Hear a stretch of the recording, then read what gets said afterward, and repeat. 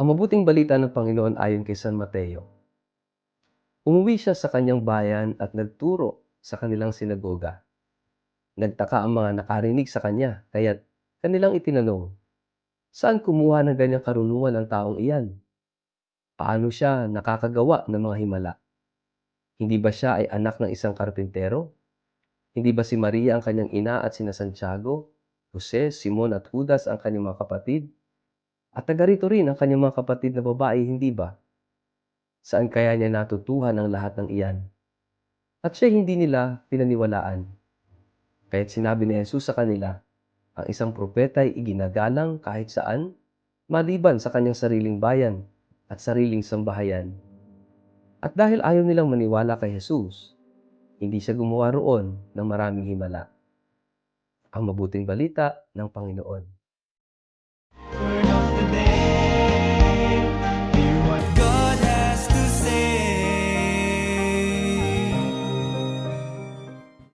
Mapagpalang araw po sa inyong lahat. Kumusta po kayo? Ang ating word of the day ay pagkilala.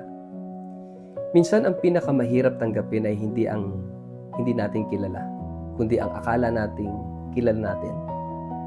Kapag sanay ka na sa isang tao, minsan hindi mo nakikita ang tunay niyang halaga. Kapag pamilyar ka na, nawawala ang paghanga. Kapag malapit ka na, nagiging ordinaryo na lang.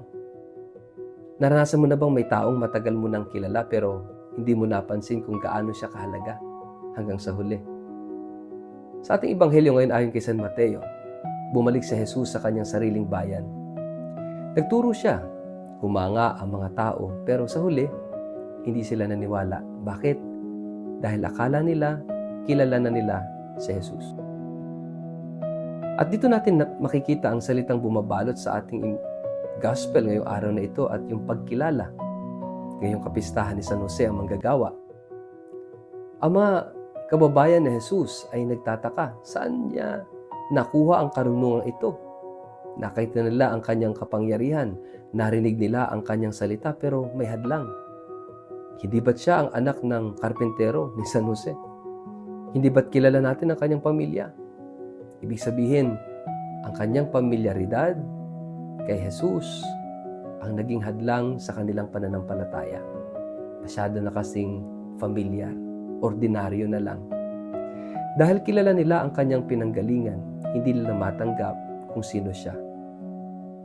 Alam nyo, ganito rin po tayo minsan.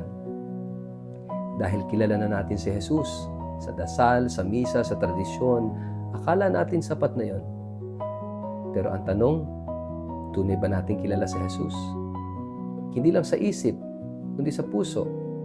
Hindi lang sa salita, kundi sa buhay. Minsan ang pagiging sanay sa Diyos ang nagiging dahilan kung bakit hindi na tayo nagugulat sa Kanya. Hindi na tayo nagbubukas. Hindi na tayo naghahanap. At dito nangyari ang isang malungkot na katotohanan. Hindi siya gumawa ng maraming himala roon dahil sa kanilang kawalan ng pananampalataya.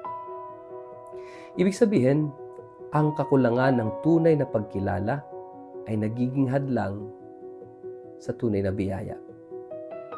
Hindi dahil ayaw magbigay ng Diyos, kundi dahil sarado ang puso ng tao.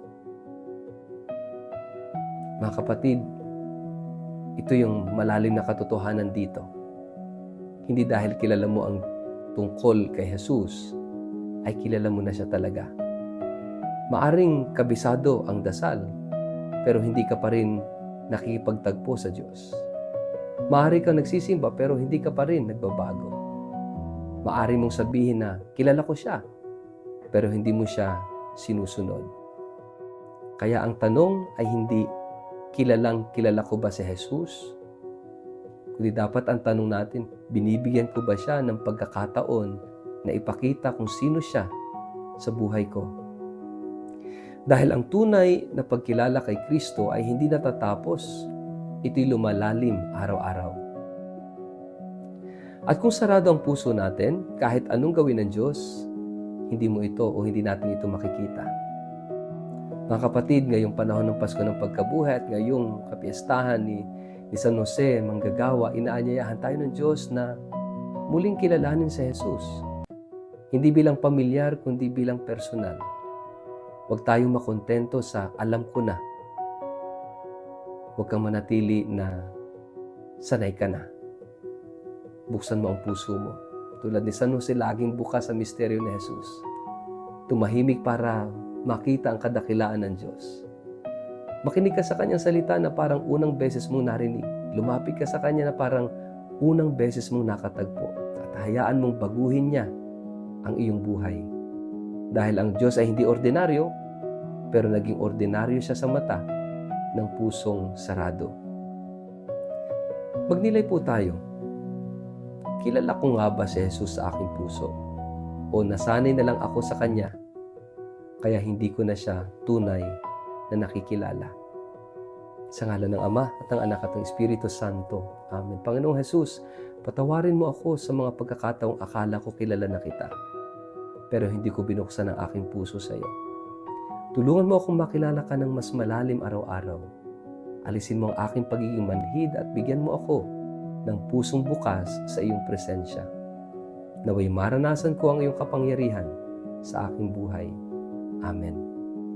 Pagpalain po kayo't ingatan ng makapangyarihang Diyos, Ama, Anak at Espiritu Santo.